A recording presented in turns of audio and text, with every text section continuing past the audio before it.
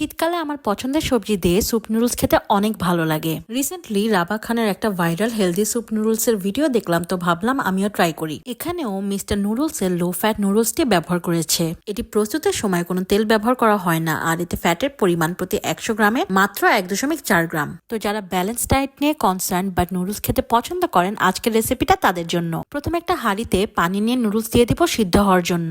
এরপর এর মধ্যে মিস্টার নুডলস এর প্যাকেটে থাকা মশলাটা দিয়ে দিব। এখন এর মধ্যে আমি আমার পছন্দের সব শীতের সবজিগুলো আস্তে আস্তে করে অ্যাড করে দিব। সবজিগুলো আগেই আমি হালকা ভাপিয়ে নিয়েছি যাতে ঝটপট স্যুপ নুডলসটি বানানো যায়। আর এর মধ্যে আমি কিছু চিকেন অ্যাড করে দিয়েছি।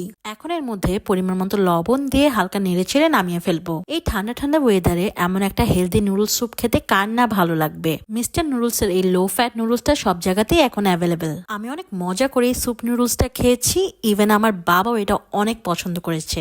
এই হেলদি নুডলসটা একবার ট্রাই করে দেখুন, আশা করি ভালো লাগবে।